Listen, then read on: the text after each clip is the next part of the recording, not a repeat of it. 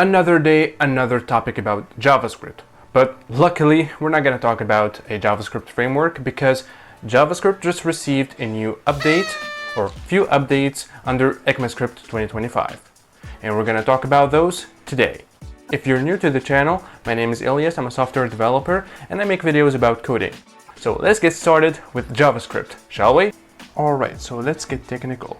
Our first item in the new updates is promise.try. It is a static method that takes both a synchronous or an asynchronous function as a parameter and it wraps its result in a promise. And the syntax is very simple. So promise.try, and then it takes the function that is going to be the callback as a parameter. And it could take other arguments. So if we scroll here, so the function is the function that is called synchronously with arguments provided. And then here are the arguments to pass to the function. And then here is the return value. So the return is either synchronously fulfilled, synchronously rejected, or asynchronously fulfilled or rejected. So this is basically how it used to be before. So we instantiate a new promise and then resolve the function like this. And now we do it with promise.try to handle both asynchronous or synchronous code.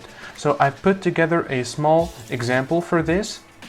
So here we have a synchronous function and here we have an asynchronous function. So here we take data as a parameter. If there is no parameter being passed to the function, we throw an error, and if there is data being passed, we change it to uppercase. So basically we are dealing with strings. And the same example applies here, but we are just using async and await, and here we are mimicking an IO bound task, which is going to be called actually in the micro task queue, and then we are returning a promise. And now for the magic. So here we are using promise.try to handle so first we are going to start with this example, do async work.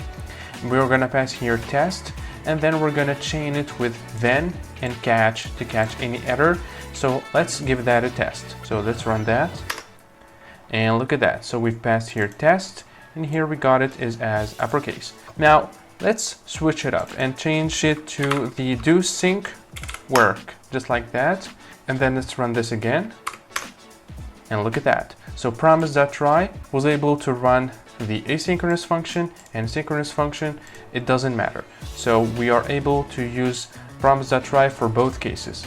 Second update we need to talk about is iterator helpers. So the proposal is to integrate actually methods like .map, .filter, .reduce, so on and so forth to iterators so that we can simplify the work. So it actually introduces a collection of new methods on the iterator prototype. So now with this new proposal, we could actually use .map method, which is a higher order function, onto a newly produced value from this generator.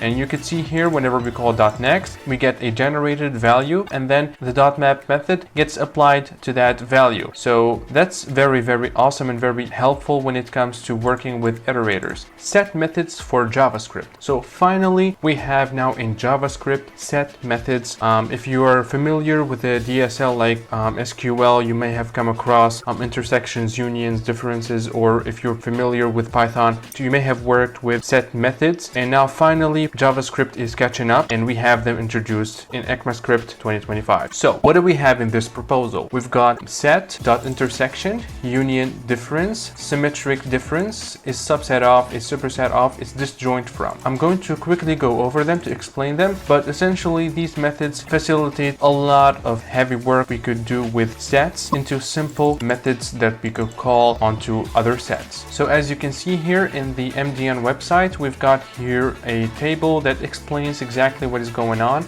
with these methods. So a.difference_b, meaning all the different items in set A that are not existent into the B set. And this is actually from the perspective of the A set. We have here intersection, which is all the common items between A and B. Asymmetric difference, so which means all the differences from both sets. And here we've got the union, which basically meaning unifying both sets together. Is disjoint from, which means whether these two sets are not the same, and this returns a boolean actually.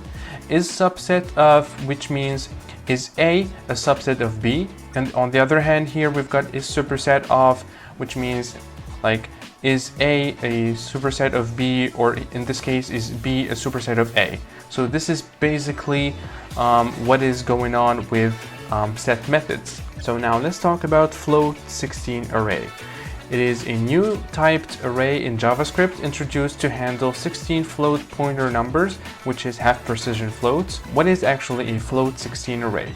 It is actually a typed array like float32 array or float64, but it uses 16 bits, which means 2 bytes per element, to store floating point numbers. This format is commonly used in graphics like WebGL, GPUs, machine learning like TensorFlow.js, and memory constrained environments like mobile and web. So among other updates that JavaScript received in ECMAScript 2025 is with Regex. So Regex received a few updates, among them like special flags, but the most important for me is like .escape, because this method returns a string where the characters that belong to the regular expression syntax are escaped. Essentially what it does, it creates a regular expression that matches exactly the word or anything that you would like to be escaped. So if you, for example, have a sensitive word that should be escaped, or to avoid SQL injections, you could use .escape for this kind of scenarios. There you have it, guys. We talked about JavaScript's latest updates under ECMAScript 2025.